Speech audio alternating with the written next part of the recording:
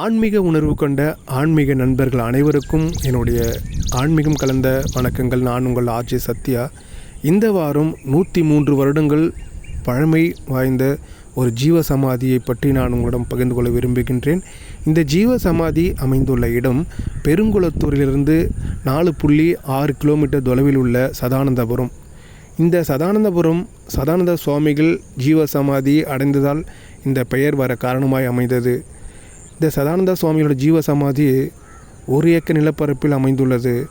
இங்கு சதானந்த சுவாமிகள் 1922 ஜனவரி 17ஆம் நாள் ஜீவ சமாதி அடைந்தார்.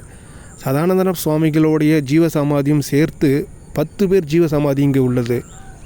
இந்த ஜீவ சமாதியில் நீங்கள் சென்று வணங்கும் நல்ல எண்ணங்கள் அனைத்தும் இங்கு நல்லபடியாக உங்களுக்கு நடக்கும் என்பதில் எந்த ஐயமும் தேவையில்லை.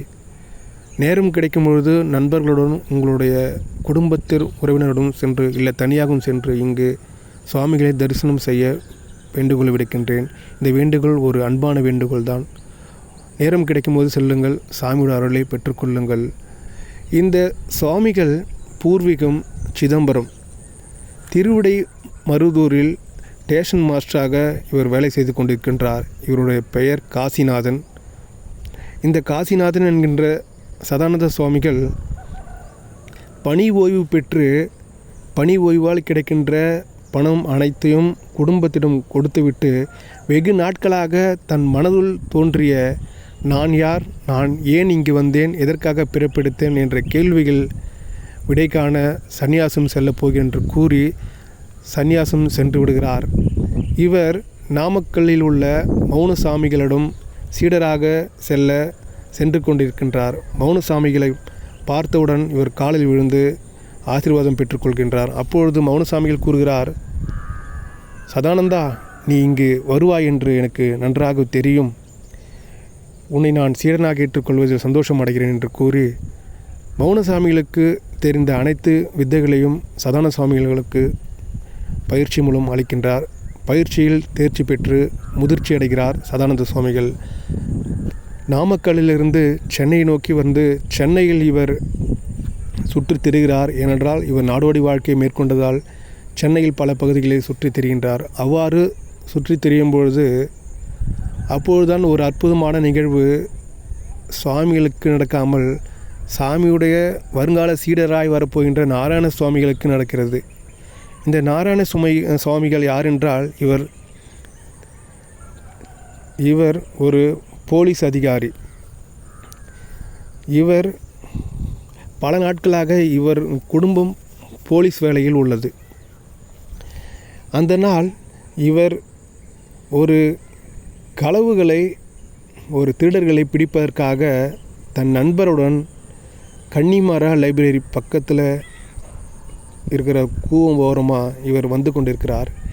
இவர்களை பார்த்த சதானந்த சுவாமிகள், நாராயணா இங்கே வா என்று கூறுகிறார். நாராயண சுவாமிக்கு ஒரே அதிர்ச்சி, யார் இவர் என்னை கூப்பிடுகிறார் என்று.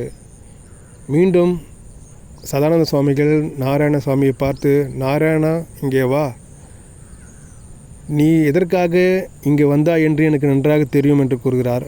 உடனே நாராயணசாமிகள் சாமியிடம் செல்கிறார். அதற்கு சாமி நாராயணசாமியை பார்த்து, நீங்கள் திருடர்களை பிடிப்பதற்காக இங்கே வந்துள்ளீர்கள். அந்த திருடர்கள் சைதாப்பேட்டையில் தாழம்பூ புதரில் தாங்கள் களவாடிய பொருட்களை பிரித்து கொண்டிருக்கிறார்கள்.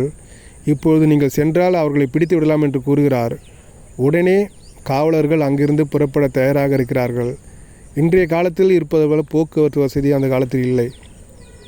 அதனால் குதிரை வண்டிக்காக இவர்கள் அங்கு காத்திருந்து குதிரை வண்டி வந்தவுடன் குதிரை வண்டியை செல்கின்ற அந்த திருடர்களை பிடித்து பொருட்களையும் மீட்டெடுக்கிறார்கள். பொருட்களை மீட்டு எடுத்து மறுநாள் சாமிகளை பார்ப்பதற்கு நாராயணசாமி அவசரமாக இந்த கன்னிமாரா லைப்ரரி பக்கத்தில் இருக்கிற இந்த கூவாரத்துக்கு வராரு. அங்கே சுவாமிகள் இல்லை. ஏன்னா சாமிகளோட வாழ்க்கை நாடோட வாழ்க்கை. ஒரு நாள் எங்கே இருப்பார், மறுநாள் எங்கே இருப்பார் என்று தெரியாது. நாட்களும் மாதங்களும் இவ்வாறாக உருண்டு ஓடுகிறது. ஒரு நாள் ஆளுநர் வெளியே செல்வதற்கான சந்தர்ப்ப சூழ்நிலை ஏற்படுகிறது. அப்பொழுது போலீஸ் பந்தோபஸ்துக்காக அனைவரும் குறிப்பிட்ட போலீஸ் அதிகாரிகளை சாலை ஓரமாக ஆளுநர் பாதுகாப்புக்காக நிற்க வைக்கிறார்கள். அந்த போலீஸ் அதிகாரிகளில் நாராயணசாமியும் ஒருவர். அன்று அவர் பணியில் இருக்கும்போது சதானந்த சுவாமிகள் சாலையின் ஓரமாக செல்கிறார். சாமிகளை பார்த்ததும் நாராயணசாமி சந்தோஷத்தை பெருக்கெடுத்து சாமிகளை சென்று பார்க்கிறார். ஐயா, நீங்கள் சொன்ன மாதிரி அன்றைக்கி எல்லா நிகழ்வும் நடந்தது. நீங்கள் எனக்கு ரொம்ப சந்தோஷமாக இருக்குது. நான் உங்களை அடிக்கடி பார்க்கணும்னு சொல்கிறாரு. அதுக்கு சாமிகள் சொல்கிறாங்க, கண்டிப்பாக அது நடக்கும்னு சொல்கிறாரு. அன்று முதல் சாமிகளை தினந்தோறும் தரிசிப்பதில் நாராயணசாமிகள் மிகவும் ஆர்வமாக இருந்தார். நாட்களும் மாதங்களும் உருண்டு ஓடுகிறது. நாராயணசாமிக்கு 10 வருடங்களாக குழந்தை இல்லை. திருமணமாகி 10 வருடங்களாக குழந்தை இல்லை. ஒரு நாள் நாராயணசாமியும் தன்னுடைய மனைவியும் சாமியை பார்ப்பதற்காக வருகிறார்கள். அப்பொழுது சாமி நாராயணசாமியை பார்த்து சொல்கிறார், 3 கைப்பிடி சாதத்தை நாராயணசாமி கொடுத்து, இது நீயும் உன் மனைவியும் சாப்பிடுங்க. உங்களுக்கு 3 குழந்தைகள் பிறக்கும்.